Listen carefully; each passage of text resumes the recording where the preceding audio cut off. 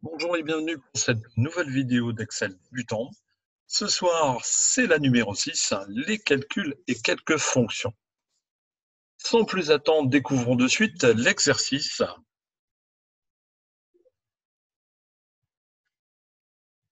Alors, donc, sur ce classeur, nous apercevons effectivement que les calculs pour lesquels je vous invite à réaliser. Donc, le signe, l'addition, le signe plus de votre clavier, l'opération que nous allons effectuer dans la colonne D. Donc, pour réaliser une addition, et d'ailleurs tout calcul, sur Excel, il faudra commencer à mettre le signe égal. Donc, le signe égal permet de correspondre avec Excel en lui indiquant que l'on va commencer un nouveau calcul. Donc, je vais mettre 35 plus 35, la touche Entrée pour valider le résultat. Alors, vous voyez que le résultat s'affiche dans la même cellule. Alors, pour moi, retrouver le calcul qui m'a amené à 80, il suffit de regarder dans la barre des formules où là, vous apercevez les valeurs qui m'ont permis d'obtenir 80. Ici en dessous, nous allons effectuer une soustraction. Donc, on commence toujours avec le signe égal. 355 moins 245. Entrée, 110. La multiplication sur notre pavé numérique, le signe correspond à l'astérisque. Donc, le signe égal, 11 fois 34. Ce qui nous fait un total de 484.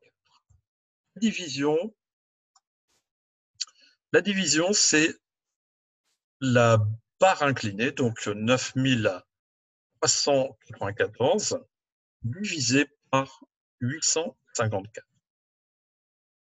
On trouve 11. Alors, ici, les décimales sont apparues, je vais les enlever. Alors, puissance, donc le signe égal, puissance, c'est le petit chapeau qu'on trouve sur la touche 9 de votre clavier, en bas à droite. Pour obtenir ce signe, nous allons devoir appuyer simultanément sur Alt-GR. Donc 12 fois, Alt-GR que je maintiens, j'appuie une fois sur cette touche. 3, le signe égal, qui nous fait un total de 1728. Ici, je vais maintenant additionner le total de ma colonne. Donc là, pour additionner le total de ma colonne, je vais indiquer à Excel que je voudrais une fonction somme. Alors, on commence toujours le signe égal en premier. Je vais indiquer la fonction que je recherche. Donc, j'écris le début de la fonction. Aussitôt, j'ai une liste déroulante qui s'affiche pour m'indiquer toutes les fonctions qui commencent par somme. Je vais sélectionner un double-clic sur la première. Ici, la parenthèse s'ouvre. Alors, soit j'indique les nombres additionnés, soit je vais aller sélectionner la plage des cellules à sommer. Je fais ma parenthèse, entrée. Fonction suivante, la fonction moyenne. Donc, de la même manière, après le signe égal, j'indique le nom de cette fonction. Ici, elle apparaît, donc double-clic dessus. Il ouvre la parenthèse. Je vais, de la même manière que tout à l'heure, sélectionner les plages à effectuer la moyenne.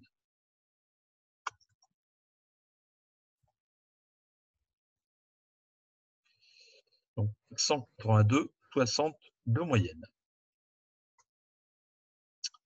Alors, comme ici, nous avons effectué des résultats en indiquant les valeurs. Je vais maintenant, ici, dans les cellules A8 et A9, j'ai indiqué deux valeurs à additionner, 424 et 538. Alors, je vais ici en dessous, les sommets, mais d'une autre manière. Je vais mettre le signe égal. Alors, plutôt que d'indiquer les valeurs 424 et 538, je vais sélectionner la cellule assommer. A8 plus 9, donc je peux aussi la noter.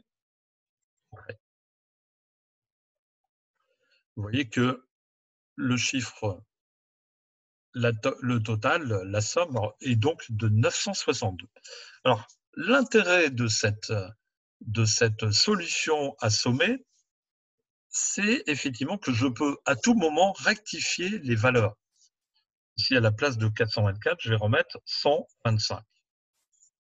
Et que ma cellule, ici où j'effectue l'opération somme, me permet d'avoir une cellule qu'on appelle dynamique. Voilà, l'exercice est terminé. Je vous invite à télécharger en bonus un devoir réalisé ce week-end, si vous le souhaitez. En attendant, nous nous retrouvons lundi. Je vous souhaite une bonne soirée. Merci encore à vous et au revoir. Bonne soirée.